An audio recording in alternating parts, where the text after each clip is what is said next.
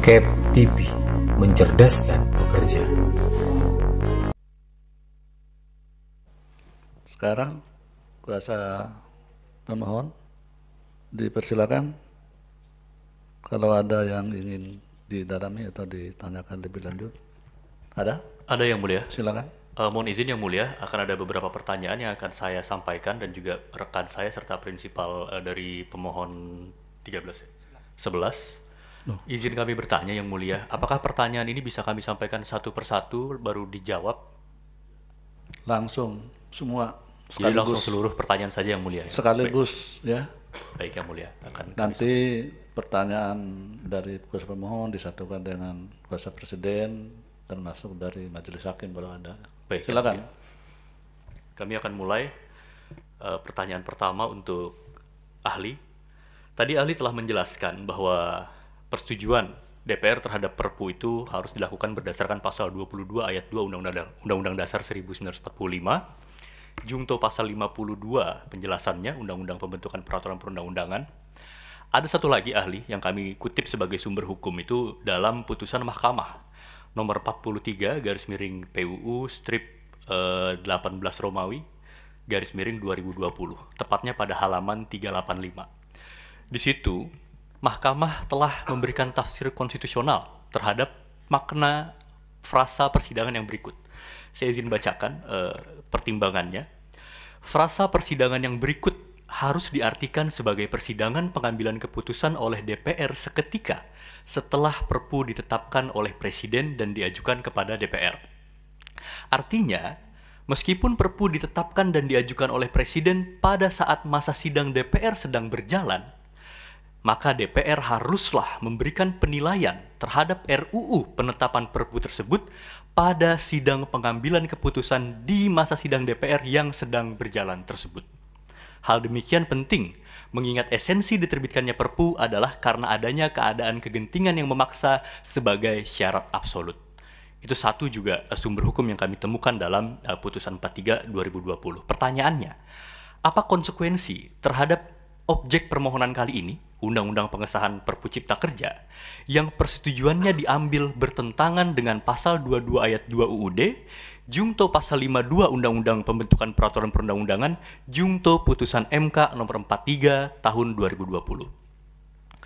Pertanyaan kedua untuk ahli, sebagaimana mengutip juga tadi keterangan dari saksi fakta, bahwa ada satu agenda rapat di dalam masa sidang 3 DPR RI 10 Januari 2023 sampai 16 Februari 2023 itu, di 15 Februari 2023, artinya masih dalam masa sidang 3, ada dalil yang mengatakan bahwa Perpu telah disetujui, tapi persetujuannya dilakukan dalam forum balik. Pertanyaannya, apakah persetujuan di balik ini dapat dianggap sebagai keputusan DPR secara kelembagaan sebagaimana dimaksud dalam pasal 22 UUD 1945 atau hanya rapat paripurna saja yang dapat dianggap sebagai keputusan DPR dalam hal persetujuan mengenai Perpu. Kemudian ada juga satu dalil pembenaran untuk mengesahkan Perpu di luar masa sidang yang sudah disebutkan dalam pasal 22 ayat 2 UUD 1945 dan turunan yang kami sebutkan tadi, menggunakan concurring opini dari Profesor Mahfud MD dalam putusan MK nomor 138 PUU 7 Romawi garis miring 2009. Concurring opini tersebut berbunyi seperti ini. Perpu dapat disahkan di luar masa sidang yang berikutnya apabila terjadi suatu saat Perpu dibuat secara sepihak oleh Presiden, tetapi secara politik DPR tidak dapat bersidang untuk membahasnya karena situasi tertentu, baik karena keadaan yang sedang tidak normal maupun karena sengaja dihambat dengan kekuatan politik tertentu. Pertanyaannya, dalam pengesahan Perpu ini menjadi undang-undang yang menjadi objek permohonan, apakah kondisi DPR tidak bersidang itu ada? Sebagaimana pendapat dari Profesor Mahfud MD dalam concurring opinion, yang mana kita ketahui faktanya 16 Februari 2023 DPR mengadakan sidang paripurna dan di situ tidak ada persetujuan atau penolakan terhadap Perpu. Itu 3 pertanyaan, saya akan dilanjutkan oleh rekan advokat saya. Silakan. Baik, terima kasih. Eh, Mohon izin yang mulia. Dengan mengutip pendapat Bagirmanan, ahli mengatakan bahwa terdapat dua unsur kegentingan yang memaksa yang harus menunjukkan dua ciri umum. Yang pertama adalah adanya krisis, yang kedua adanya kemendesakan. Nah, saya mau menggali mengenai krisis dan kemendesakan tersebut. Yang pertama mengenai krisis. Pada akhir tahun 2022, konon katanya akan ada krisis ekonomi global di tahun 2023 yang akan berdampak terhadap perekonomian Indonesia. Itu tertuang di dalam konsiderans dan penjelasan umum Perpu Ciptaker. Di sisi lain, sejumlah lembaga negara justru mengungkapkan optimismenya menyongsong ekonomi di tahun 2023. Artinya di sini ada dua muka. Ketika di tempat A, bicaranya A, di tempat lain bicaranya B. Pertanyaannya, apakah prediksi krisis yang notabene-nya dua muka tadi termasuk memenuhi unsur krisis menurut Bagirmanan tadi? Yang kedua, Mahkamah Konstitusi memerintahkan perbaikan Undang-Undang Cipta Kerja dalam jangka waktu 2 tahun. Sedangkan kalau mendengar keterangan dari saksi, yang dilakukan hanya perbaikan Undang-Undang P3. Saya belum mendengar apa langkah konkret mengenai perbaikan Undang-Undang Cipta Kerja. Dengan demikian sebenarnya kita tahu bahwa pembahasan Undang-Undang Cipta Kerja ini ditunda, lalai, atau bahasa Betawinya dientar-entarin. Akhirnya waktu terus berjalan dan tentulah waktu yang tersisa semakin sedikit. Pertanyaannya, semakin sempitnya waktu penyusunan suatu undang-undang, apakah memenuhi unsur kemendesakan dalam kegentingan yang memaksa? Dalam artian semakin sempit tadi itu bahasanya dientar-entarin. Apakah dientar-entarin ini masuk ke dalam kemendesakan dalam sebagai salah satu unsur kegentingan yang memaksa sehingga layak lahirnya Perpu? Cukup. Langsung saksi fakta atau bagaimana yang mulia? Untuk pertanyaan kami ke ahli Semua cukup. pertanyaannya. Tadi kan menyinggung saksi juga tadi. Baik. Selanjutnya pertanyaan untuk saksi fakta. Tadi disebutkan bahwa PKS sebenarnya sudah menyampaikan atau menginterupsi bahwa ada ketentuan persidangan selanjutnya untuk mengesahkan Perpu menjadi undang-undang. Apa yang terjadi diskursus pada saat itu sehingga interupsi dari fraksi PKS mengenai persidangan selanjutnya diabaikan? Itu yang pertama. Yang kedua adalah mengenai pendapat dari concurring opinion tadi dari Profesor Mahfud MD. Apakah ada kondisi tidak normal atau sengaja dihambat oleh kekuatan politik tertentu agar DPR tidak bersidang sehingga rapat paripurna pengesahan Perpu menjadi undang-undang ditunda? Apakah selama persidangan tersebut normal-normal saja atau ada dua hal tadi, keadaan tidak normal atau kekuatan politik yang menghambat? Yang ketiga, saksi baru menyebutkan bahwa untuk menindaklanjuti putusan Mahkamah Konstitusi baru dibahas mengenai pemasukan metode Omnibus Law dalam Undang-Undang P3. Nah, pertanyaan saya, apa yang sudah dilakukan oleh pembentuk undang-undang pada saat itu untuk melakukan perbaikan Undang-Undang Cipta Kerja? Bukan yang dalam kerangka luas tadi, tapi apa yang dilakukan untuk memperbaiki Undang-Undang Cipta Kerja? Apakah sama sekali tidak dilakukan pembahasan atau perbaikan, atau bagaimana? Padahal MK kan memerintahkannya untuk memperbaiki Undang-Undang Cipta Kerja. Ya.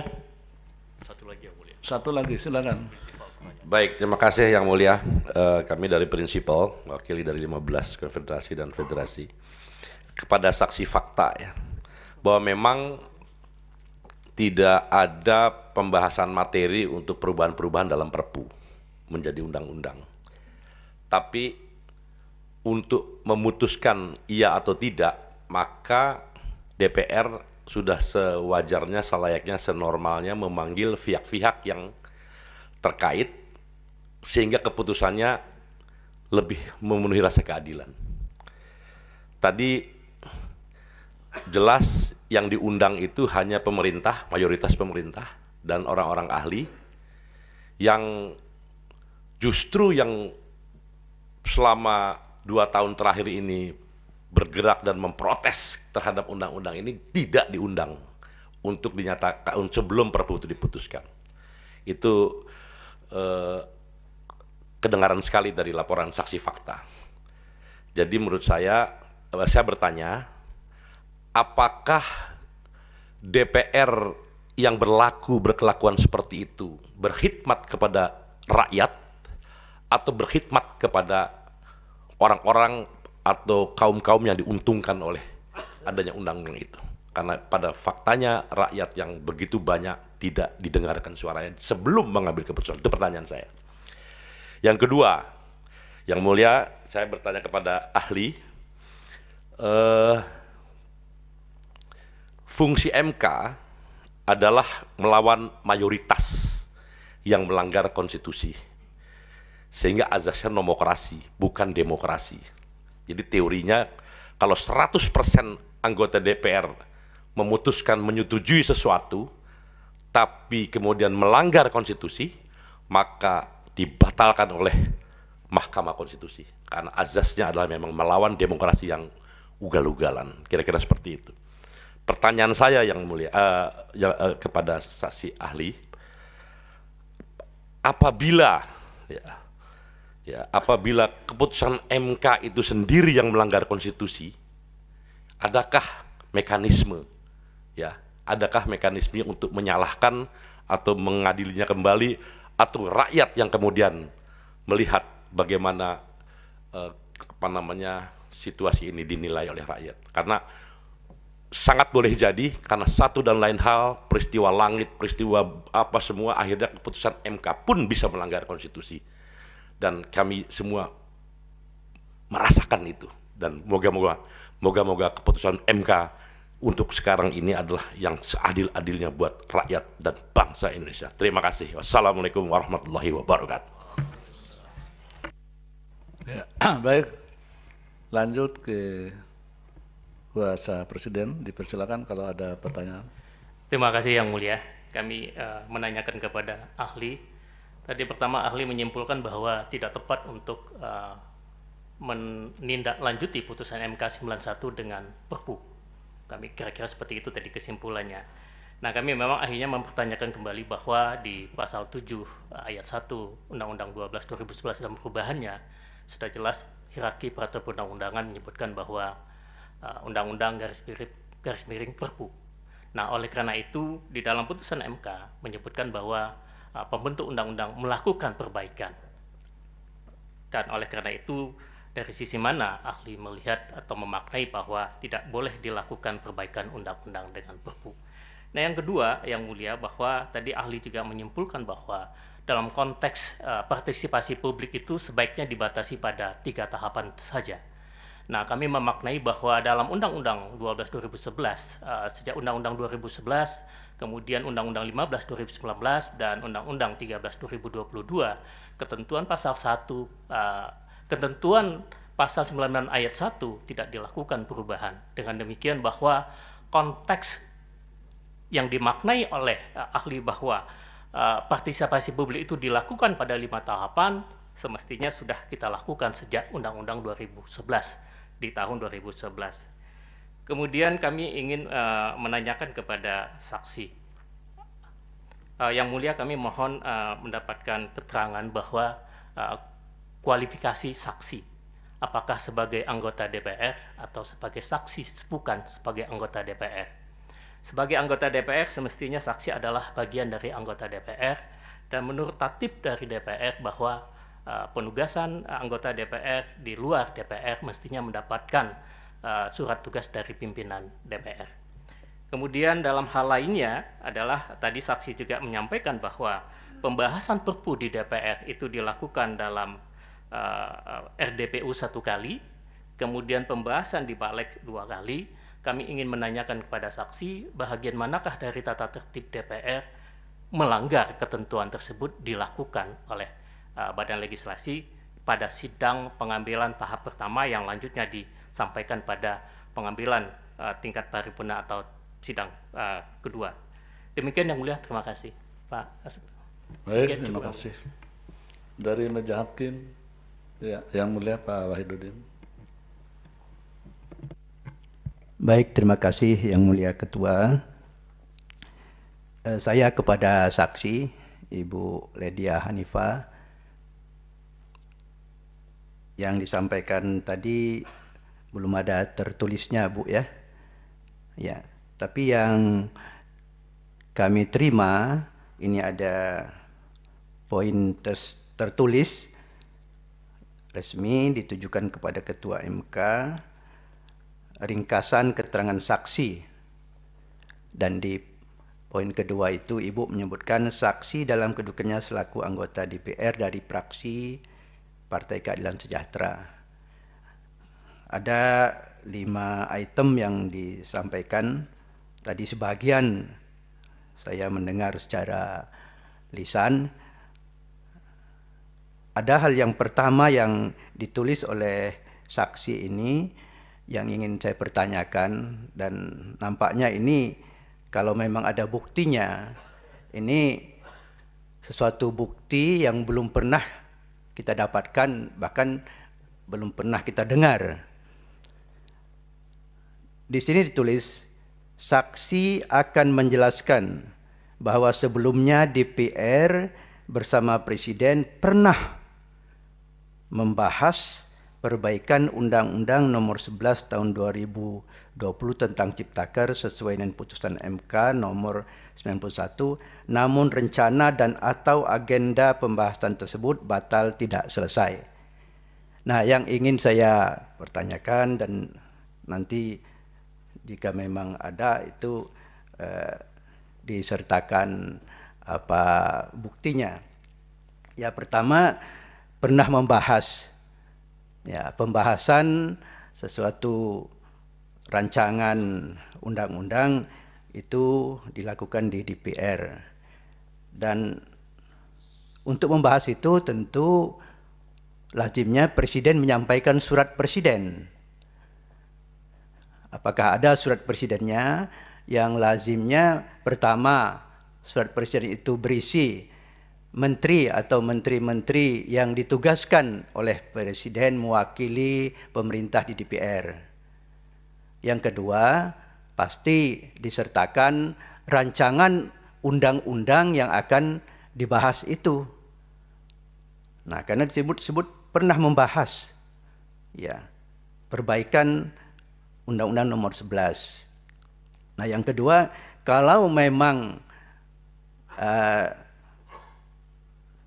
sudah pernah dibahas, apakah Ibu hadir pada waktu itu sehingga dapat memberikan kesaksian? Tapi kalau pun sepengetahuannya misalnya ada surat Presiden itu, ya saya kira bisa juga disampaikan kepada mahkamah.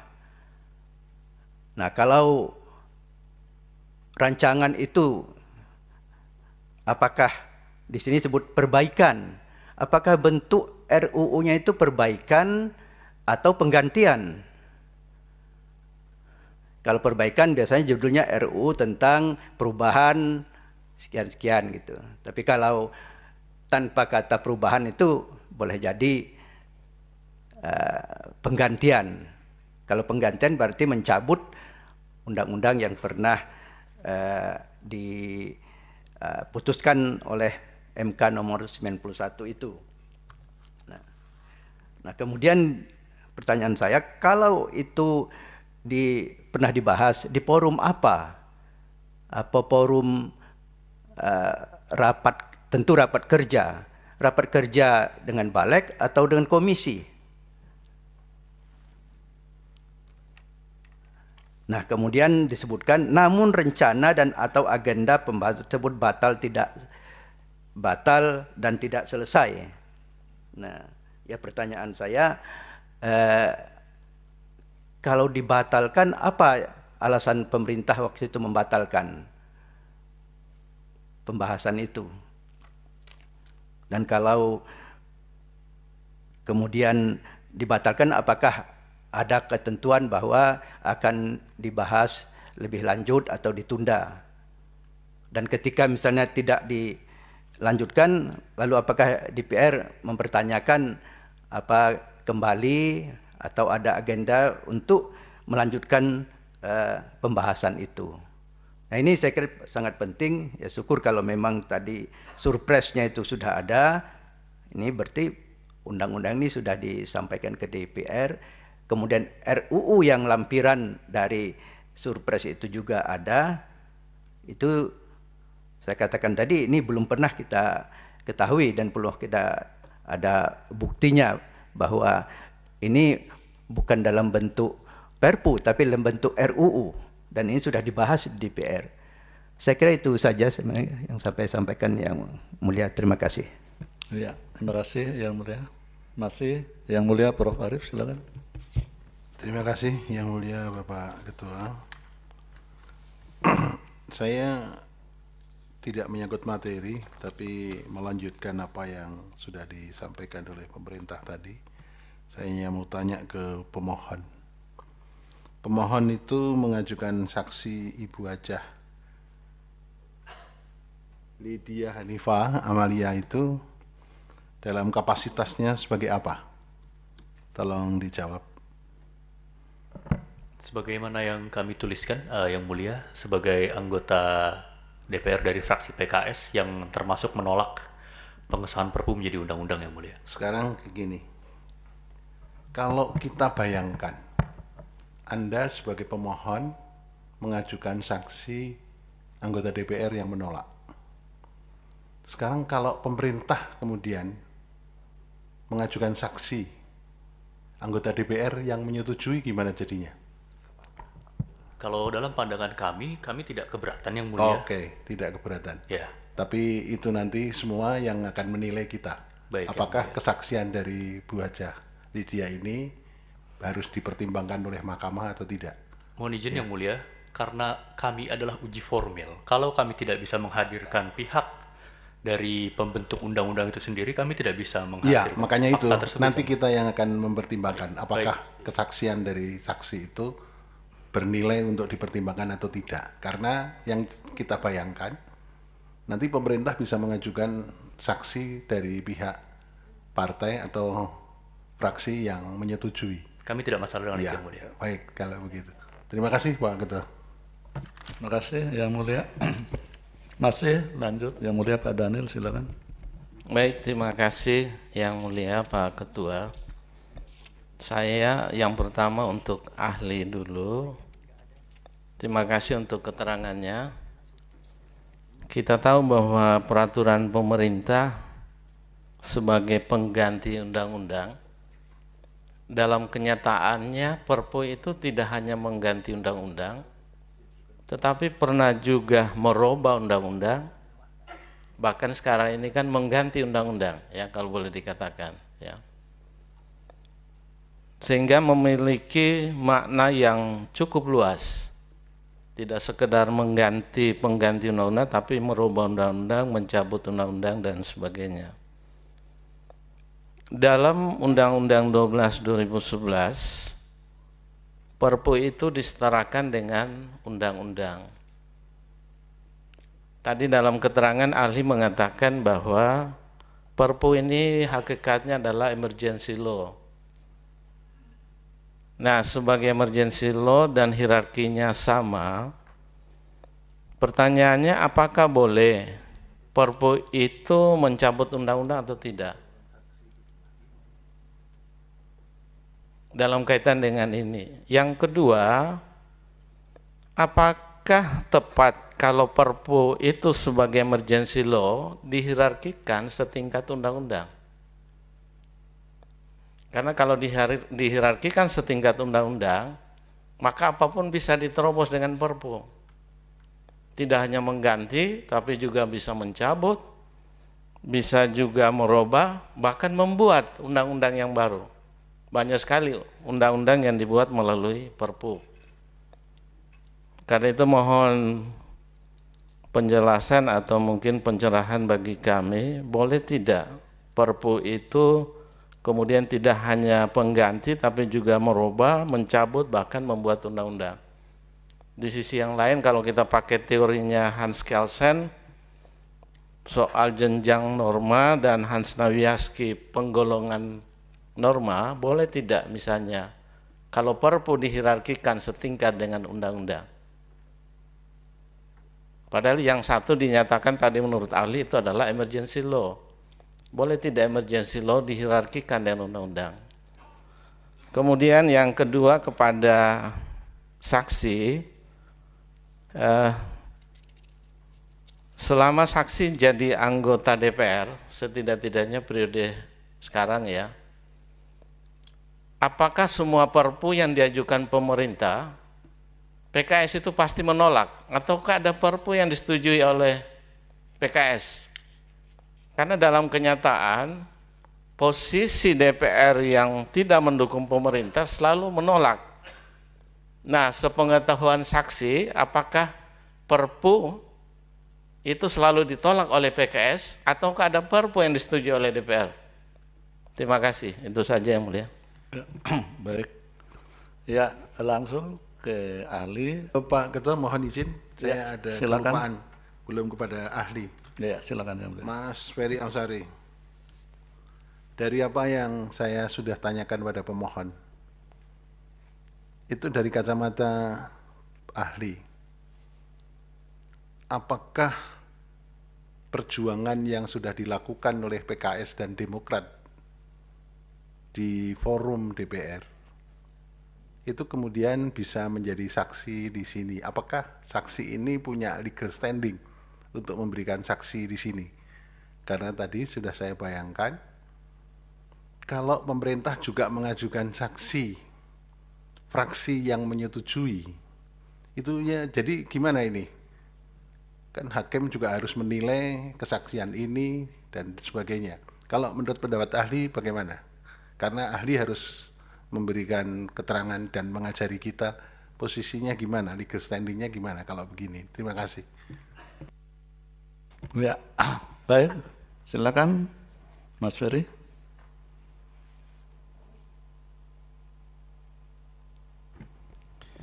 Terima kasih kesempatannya yang mulia. Saya akan mencoba merespon, tapi dimulai dari perdebatan yang menarik dan seringkali menjadi kelakar di antara teman-teman pengkaji hukum tata negara dan ilmu perundang-undangan. Biasanya kalau orang HTN bilang kelakar itu tidak lucu, terlalu lucu bagi masyarakat umum. Jadi mudah-mudahan ini lucu bagi yang mulia sekalian. Konsep hal ihwal kegentingan memaksa itu dikenal di dalam ilmu perundang-undangan sebagai subjektivitas presiden. Oleh karena itu, berdasarkan ketentuan pasal 22 Undang-Undang Dasar, diminta objektivitasnya kepada DPR. Jadi sesuatu yang sama sekali tidak diketahui oleh DPR muncul dari eksekutif karena pertimbangan subjektif eksekutif disebabkan keadaan ihwal kegentingan memaksa.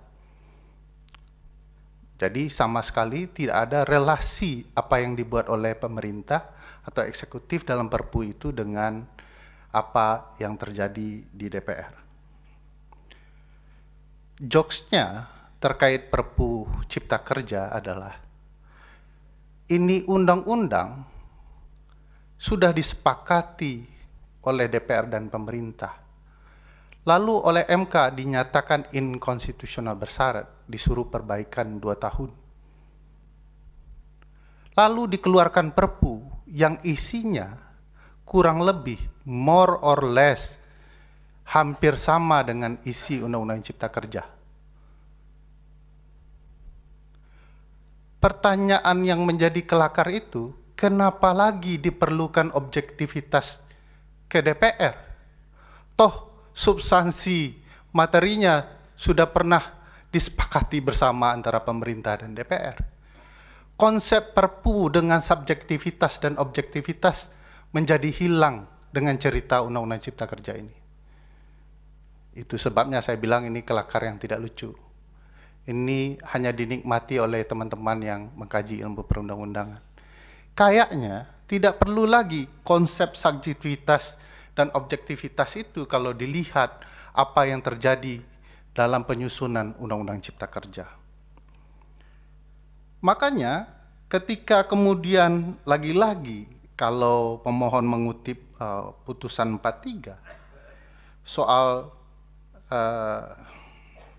harus pada persidangan berikutnya, saya merasa putusan 43 hanya menjelaskan penjelasan pasal 52 Undang-Undang 12 tahun 2011 yang eksplisit menyebutkan persidangan berikut itu adalah persidangan pertama setelah dikeluarkannya titik.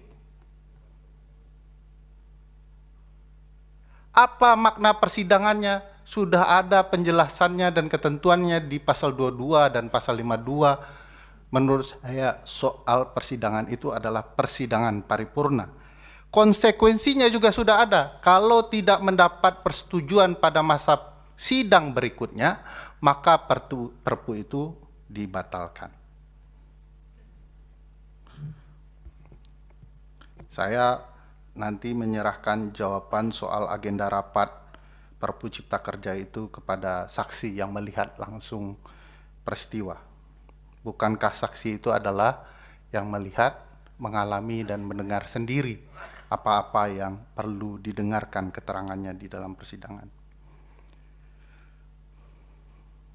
Apa yang disebut sebagai rapat balik itu bukanlah rapat paripurna, dan tidak bisa rapat di badan legislasi merepresentasikan apa yang ditentukan oleh konstitusi soal persetujuan yang dilakukan di dalam sidang paripurna. Apa konsekuensinya kalau ini dilanggar? Kita mengenal peristilahan batal demi hukum. Tentu konsep batal demi hukum harus melalui ketukan palu hakim. Itu sekaligus menjawab soal concurring opini Prof. Mahfud karena beliau menjelaskan situasi tertentu yang saya maknai sebagai negara dalam keadaan darurat. Negara dalam keadaan darurat itu tidak melaksanakan hukum tata negara biasa. Dia menjalankan konsep kedaruratan hukum tata negara. Jadi tentu keadaan-keadaan subjektif yang dimaknai Prof. Mahfud perlu dijelaskan lebih luas dan lebih dalam di dalam ketentuan undang-undang. Misalnya kalau terjadi dalam keadaan perang misalnya, atau keadaan gempa, lalu gedung DPR dan MPR itu rusak, hancur, tidak bisa dipakai rapat. Kan ini dalam keadaan-keadaan yang menurut saya dijelaskan dari concurring opini Prof. Mahfud itu. Tidak dalam kondisi yang terjadi dalam Undang-Undang Cipta Kerja. Soal krisis dan ekonomi itu jujur saya tidak akan menjawab itu. Cuman ada peristiwa ketatanegaraan yang berkaitan dengan itu yang menarik. Di hari keluarnya Perpu itu, Menteri Koordinator Bidang Ekonomi menyatakan Indonesia dalam krisis ekonomi. Ada keuangan negara yang bermasalah. Tapi besok paginya pidato Kementerian Menteri Keuangan menyatakan bahwa kondisi ekonomi Indonesia baik-baik saja dan keuangan kita dalam kondisi yang sangat baik. Jadi saya juga bingung sendiri dengan hal yang berkaitan dengan kondisi ketika pembahasan Undang-Undang Cipta Kerja. Mungkin pemerintah bisa membantu menjawab kenapa dua menteri ini berbeda soal krisis dan dampak krisis global terkait Undang-Undang Cipta Kerja. Pertanyaan Pak Jumhur ini berat sekali di depan hakim yang mulia. Saya mengatakan kalau terjadi pelanggaran konstitusi oleh mayoritas, termasuk minoritas yang melanggar konstitusi, tugas mahkamah untuk membenarkannya. Jadi bukan soal mayoritas melanggar konstitusi, tapi minoritas boleh melanggar, tidak bisa. Siapapun yang melanggar konstitusi akan diluruskan oleh Mahkamah Konstitusi, termasuk pelanggaran itu kalau mengabaikan putusan mahkamah. Mau pemerintah, mau DPR akan disidang secara terbuka di sini. Bagaimana kalau putusan Mahkamah Konstitusi itu melanggar konstitusi? Secara adab keilmuan itu boleh dikritik. Secara penghormatan terhadap konstitusi dan hukum itu harus dijalankan. Apa mekanisme untuk membenahinya? Dalam hal-hal tertentu saya ingat diskusi saya dengan Profesor Zik, seorang kenamaan terkait amandemen kedua Undang-Undang Konstitusi Amerika, mengatakan ketika saya tanya, bagaimana kalau mahkamah mengeluarkan sifat kemanusiaannya, hilaf dan salah dalam putusannya? apa yang harus dia lakukan? Salah satu jawaban yang menarik kata beliau adalah, sebagai orang yang taat konstitusi, kita akan merasakan dampak penderitaan yang panjang soal putusan yang bermasalah itu. Tapi dia mengatakan satu-satu pilihan formil untuk memperbaiki putusan itu adalah perubahan Undang-Undang Dasar. Itu sebabnya kita memilih 9 yang mulia ini dengan syarat paham konstitusi dan ketatanegaraan. 9-nya bukan kaleng-kaleng, Pak Jumhur, dalam bahasa anak muda Betawi sebagaimana dikatakan oleh pemohon tadi. Jadi saya pikir mudah-mudahan yang mulia sekalian diberi petunjuk oleh Allah Subhanahu wa taala untuk tetap memegang teguh konstitusi kita dan betul-betul memperhatikan kehendak rakyat banyak. Pemerintah mengatakan bahwa dalam pasal 7 Undang-Undang 12 2011 itu dimaknai bahwa Perpu bisa mengubah undang-undang. Padahal itu pasal soal hierarki peraturan perundang-undangan. Maknanya undang-undang itu disederajatkan hierarkinya dengan Perpu. Dan itu bukan Ferry Amsari yang mengatakannya, tapi pasal 7 Undang-Undang 12 2011 dan putusan Mahkamah Konstitusi soal boleh atau tidak bolehnya menguji Perpu. Bukan saya, Pak. Kalau Bapak berbeda pendapat, silahkan berbeda pendapat dengan mahkamah. Soal 3 tahapan. Ahli, sebentar. Itu undang-undang yang disederajatkan dengan Perpu atau Perpu yang disederajatkan dengan undang-undang? Maaf yang mulia, terbalik. Perpu yang disederajatkan dengan undang-undang. Saya lanjutkan yang mulia. Soal 3 tahapan partisipasi. Jelas di dalam pasal 96 ayat 1 Undang-Undang Cipta Kerja disebutkan bahwa masyarakat dapat berpartisipasi dalam setiap tahapan pembentukan peraturan perundang-undangan. Setiap, artinya kalau kita kaitkan dengan pasal 1 angka 1 Undang-Undang 12 tahun 2011, setiap tahapan itu bermakna perencanaan, pembentukan, pembahasan, persetujuan, dan pengundangan. Padahal dalam putusan 91, Mahkamah sudah membatasi hanya kepada 3 tahapan.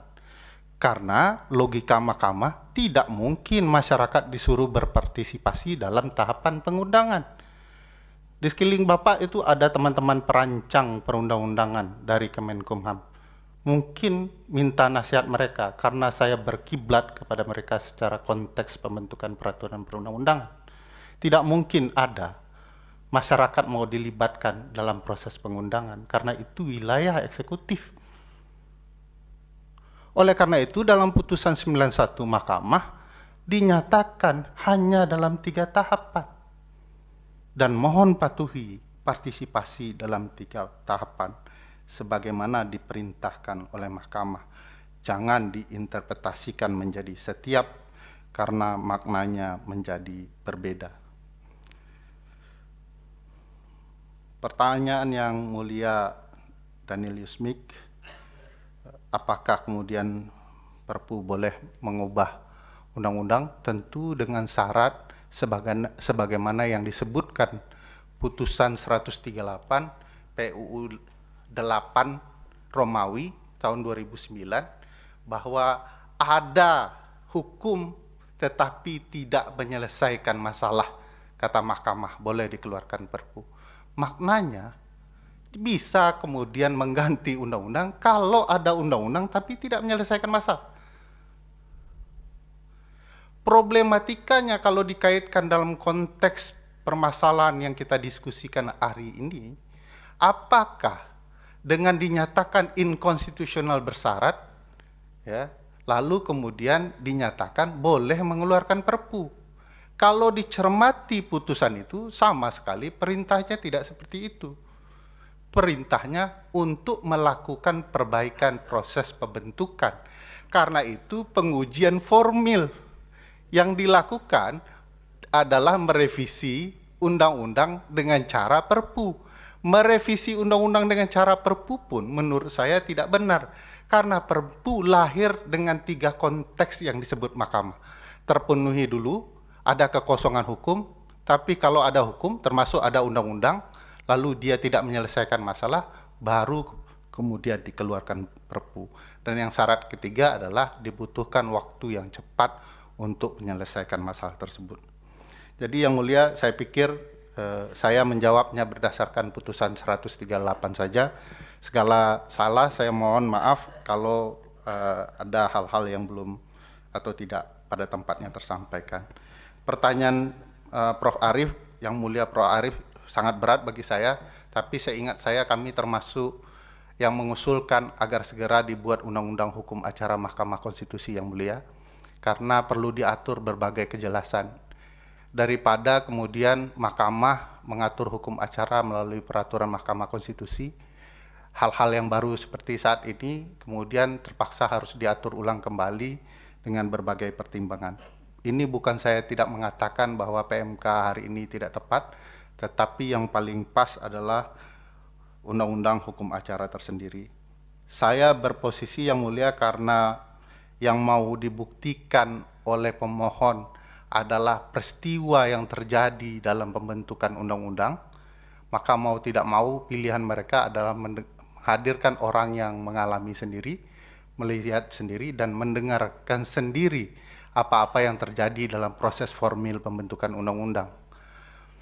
Jadi siapa lagi, Ferry Amsari mungkin tidak pernah melihat setiap hari, bahkan yang mulia sendiri bukan bagian yang bisa dikatakan saksi meskipun mungkin mengetahui proses yang terjadi. Oleh karena itu, walaupun ada putusan MK dulu soal kriteria saksi yang menambahkan satu elemen yaitu mengetahui, saya pikir dalam konteks ini dalam proses formil apa yang terjadi di sidang di DPR betul-betul harus orang yang terlibat langsung dan itu adalah saksi yang kuat. Dan seingat saya, Mahkamah menggarisbawahi bahwa pihak yang tidak boleh terlibat adalah pihak pemohon yang mempermasalahkan undang-undang. Jadi DPR tidak bisa menjadi prinsipal pemohon agar kemudian tidak terjadi perdebatan baru ketatanegaraan yang dipindah tempatkan dari DPR ke Mahkamah. Karena itu menurut saya juga tidak tepat. Nah, yang hadir di sini adalah dalam rangka menyampaikan keterangan apa yang dia lihat, dia alami, dan dia dengarkan sendiri. Mohon maaf yang mulia, saya paham bahwa yang mulia mengetahui ini. Tentu saja ini pertanyaan pancingan untuk bisa didengar oleh DPR dan pemerintah. Sekian, terima kasih. Ya, Assalamualaikum. begini, menjadi tidak seimbang dan tidak tidak apple to apple. Masalahnya begini, kalau sampai pemerintah atau DPR menghadirkan saksi-saksi yang dia tahu, itu saya malah jadi kasihan dengan pemohon, jadi tidak seimbang. Karena apa? Yang bisa dihadirkan oleh pemohon adalah saksi yang berasal dari PS dan PKS dan Demokrat. Dan nanti kalau pemerintah dan DPR menghadirkan saksi dari fraksi yang menyetujui, jumlahnya lebih banyak. Oleh karena itu, karena sidang ini adalah sidang terbuka untuk umum, maka dan yang kebetulan yang dipersoalkan adalah persoalan pengujian formil, maka secara formil ini menurut hukum acara adil nggak malah kalau ini saksinya Bu Hajah Lydia ini menjadi saksi dalam perkara ini yang diajukan oleh pemohon. Karena apa? Karena kalau pemerintah dan DPR nanti mengajukan saksi yang sebaliknya dalam jumlah yang lebih banyak, otomatis kesaksiannya kan juga jadi tidak seimbang. Jadi sebetulnya kita harus mendudukkan hukum acaranya. Hukum acara itu harus memberikan keseimbangan yang kesamaan dalam sisi apapun, sehingga tidak berpihak pada pemohon, tidak berpihak kepada pemberi keterangan dan sebagainya. Inilah yang harus kita jaga sebetulnya. Saya setuju kalau tadi yang disampaikan Pak Mas Ferry Amsari, ya memang kita juga akan lebih enak kalau semua itu akan diatur di dalam undang-undang tentang hukum acara. Jadi ini sekaligus supaya diketahui oleh publik, ya, ini adalah pengujian formil, sehingga ada syarat-syarat yang harus kita sepakati ahli itu harus memenuhi kriteria apa, saksi itu harus memenuhi kriteria apa. Dan itu harus ada keseimbangan, apple to apple. Nah kalau posisinya begini kan malah saya kasihan sama pemohon hanya bisa begitu. Nah ini loh, tapi Anda mungkin arahnya nggak tahu atau Pak Prof. Ferry Amsari agak sudon memberikan saya pintu masuk supaya pemerintah dan DPR mengajukan saksi yang lain. Nggak begitu, saya melihatnya ini dipelajari dan terbuka untuk publik supaya kita dalam hukum acara ini mengadili yang seimbang, apple to apple. Jangan kemudian berat sebelah, kita memberikan kesempatan yang lebih kepada pemohon atau memberi kesempatan yang lebih pada pihak-pihak yang lain. Kita harus seimbang, betul-betul seimbang, karena hakim tadi sudah diminta, Mas Ferry Amsari agak mengkritik kita hakim supaya beri pencerahan pada Tuhan yang Maha Esa, ya bukan Tuhan yang Maha Kuasa tapi Maha Esa, gitu ya, karena itu tadi. Jadi saya juga merasakan ini.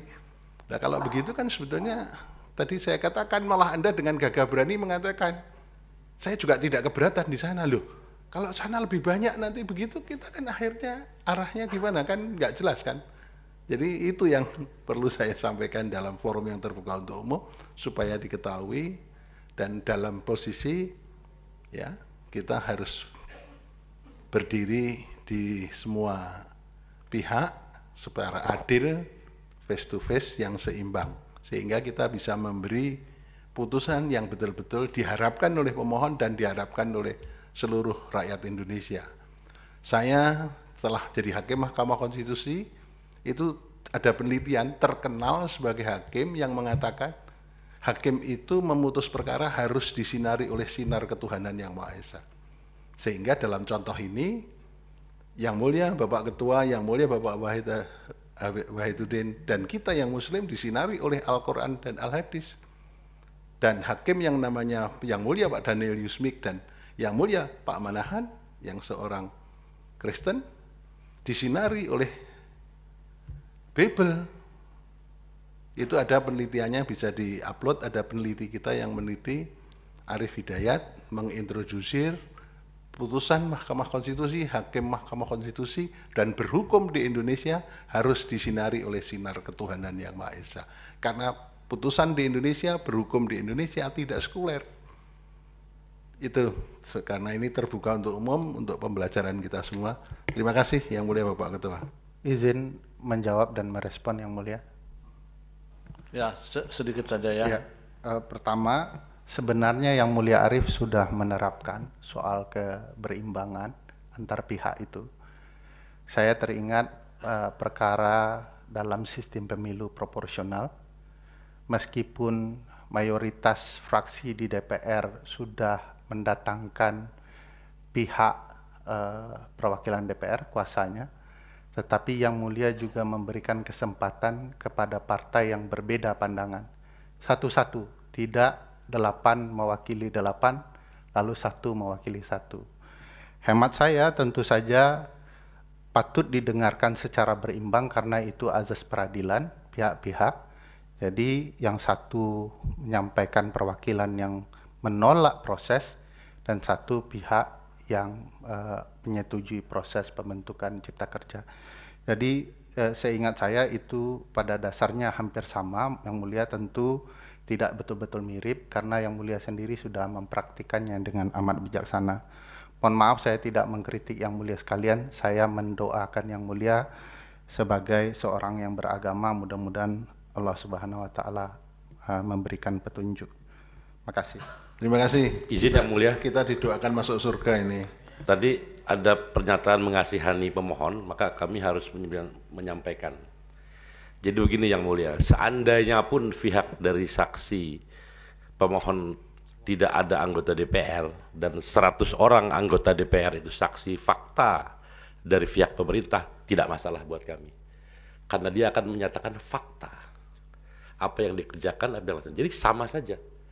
Jadi silahkan yang mulia, kami tidak sama sekali merasa keberatan dan bahkan keberatan apabila saksi fakta kami diabaikan pertimbangannya karena betul-betul gelap gulita bagi kecerdasan sidang ini, kemuliaan sidang ini, karena tidak ada informasi apapun. Terima kasih Yang Mulia. Baik, semua akan dicatat dalam berita acara sidang apa yang disampaikan oleh Mas Ferry tentunya dan termasuk pemohon. Baik, silakan saksi. Ya, poin aja ya. Sekarang udah jam 13:03, nanti jam 13.30 akan ada sidang dalam hal yang sama mengenai Ciptaker formilnya. Silakan. Baik, terima kasih Yang Mulia. Saya mencoba menjawab dengan lebih cepat dan lebih singkat. Pertama, ingin menjawab pertanyaan Yang Mulia tentang apakah semua perpu yang diajukan oleh pemerintah pasti ditolak oleh PKS dalam masa sidang ini. Tidak Yang Mulia. Jadi ada 2 saja yang ditolak oleh PKS berkaitan dengan Perpu nomor 2 tahun 2020 dan kemudian juga dengan Perpu Cipta Kerja ini. Kemudian berkaitan dengan pembahasan yang disebut pengundangan di dalam DPR adalah ketika kemudian dibahas di dalam rapat pembahasan tingkat 2, yaitu di rapat paripurna DPR RI, pengambilan keputusan untuk ditetapkan menjadi undang-undang atau tidak. Kemudian yang berikutnya berkaitan dengan apakah dengan pembahasan dari perubahan kedua Undang-Undang 12/2011 tentang penyusunan peraturan perundang-undangan omnibus itu cukup untuk bisa melakukan perbaikan terhadap Undang-Undang Cipta Kerja. Tadi Yang Mulia juga menanyakan apakah perbaikan atau perubahan. Karena diamanahkannya perbaikan, tentu DPR tidak akan melakukan lebih dari yang diamanahkan, tetapi memang salah satu yang menjadi dasar yang harus dipandang pada saat itu disepakati oleh semua adalah bahwa metode omnibus yang belum pernah dilakukan oleh DPR tidak punya landasan hukum dan kemudian itu yang dimasukkan. Ada pertanyaan terkait dengan apakah ada hambatan ketika membahas tentang seolah-olah digambarkan menunda ke belakang. Dalam pembahasannya tanggal 9 Januari Presiden berkirim surat, tanggal 10 Januari kemudian mulai masa sidang dan dibawa ke di rapat paripurna itu di awal Februari dan kemudian diserahkan kepada Badan Legislasi. Itu adalah satu mekanisme yang diselenggarakan di dalam pembahasan setiap undang-undang. Diselesaikan di pimpinan, kemudian disampaikan di Badan Musyawarah, dari Badan Musyawarah diserahkan kepada alat kelengkapan Dewan yang melakukan yang diamanatkan untuk membahas, dalam hal ini adalah Badan Legislasi, dan kemudian di Badan Legislasi dibahas mulai di tanggal 14 Februari sampai 15 Februari. Kemudian apakah mengapa interupsi di rapat paripurna diabaikan? Tentu harus dikembalikan kepada yang memimpin rapat paripurna. Tugas kami sebagai anggota Dewan adalah menyampaikan perkara-perkara yang menurut kami ini menjadi penting untuk dicatat oleh kami semua, mengingat ini berkenaan dengan proses penyusunan undang-undang. Kemudian berkaitan dengan apakah hanya pelibatan dari narasumber ahli saja yang diundang pada saat itu, karena mengingat punya keterbatasan Perpu harus disegerakan dalam pembahasannya, maka kemudian di Badan Legislasi yang diusulkan untuk menyampaikan dalam RDPU adalah narasumber ahli sebagaimana yang telah saya sebutkan. Apakah DPR yang seperti itu berkhidmat pada rakyat kepentingan tertentu? Ini sebetulnya kalau kita lihat berkaitan dengan pertama mekanisme pembahasan dan kemudian tenggat waktu. Jadi memang perlu diperhatikan oleh kita semua berkaitan dengan tenggat waktu sebagaimana yang disampaikan tadi. Kemudian berkaitan dengan pertanyaan Yang Mulia, apakah pernah ada pembahasan rencana perubahan terkait dengan Undang-Undang Cipta Kerja? sependek pengetahuan saya yang mulia, kami tidak pernah membahas itu. Yang ada adalah hanya diskusi-diskusi bagaimana kita melakukan rencana setelah mengubah undang-undang memasukkan metode omnibus ke dalam perubahan kedua undang-undang pembentukan peraturan perundang-undangan, dan itu tidak melibatkan pemerintah. Kita membahas secara internal apakah ini akan kemudian kita lanjutkan atau tidak. Hanya kemudian tidak dilanjutkan pembahasannya mengingat ini adalah usul inisiatif pemerintah, maka akan lebih mudah jika diselesaikannya dengan perbaikan usul inisiatif pemerintah. Jadi sebagaimana tadi disampaikan oleh Yang Mulia, sesungguhnya kami tidak pernah membahas hal tersebut. Demikian Bapak Yang Mulia Majelis Hakim yang bisa saya sampaikan poin-poin dari semua pertanyaan ini. Terima kasih. Assalamualaikum warahmatullahi wabarakatuh. Waalaikumsalam. Ya, baik. Terima kasih. Untuk kuasa presiden, apakah akan mengajukan ahli atau saksi? Benar Yang Mulia, kami akan mengajukan saksi dan ahli. Berapa orang? Mohon izin Mulia, apakah yang tadi untuk menyeimbangkan saksi, karena tadi adalah yang disampaikan atau yang diajukan oleh pemohon adalah saksi dari yang menolak, apakah pemerintah juga menyeimbangkan dari fraksi yang menyetujui? Jadi begini, prinsip peradilan di bawah Mahkamah Agung, termasuk peradilan Mahkamah Konstitusi, ada prinsip ajas de auditu alteram partem, siapapun yang diajukan akan didengar. Itu prinsipnya, ya. Jadi silakan. Ya. Berapa orang? Ada yang relevan nggak dengan pokok persoalan? Jadi itu aja dicari. Ahli 4, saksi 4 Yang Mulia. Terima kasih. Saksi ya, ahli? 4 Yang Mulia. 4 ya, 4 ahli, 4 saksi gitu.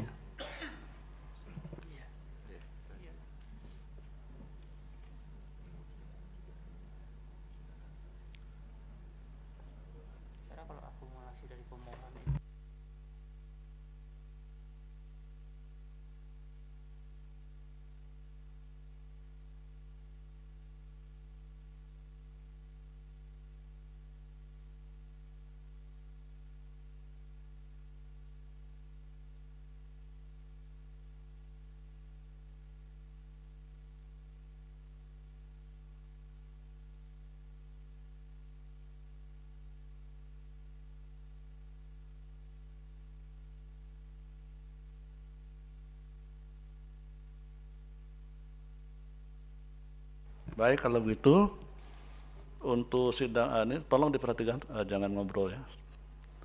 Untuk sidang yang akan datang, ya, kita dengar dulu ahli dari Presiden, 4 orang ahli ya, ahli dulu ya, baru saksi. Ya, dengan catatan ya CV dan keterangan tertulis harus diserahkan paling tidak 2 hari sebelum hari sidang. Kemudian sidangnya ditunda hari Rabu tanggal 23 Agustus 2023 jam 10.00 WIB.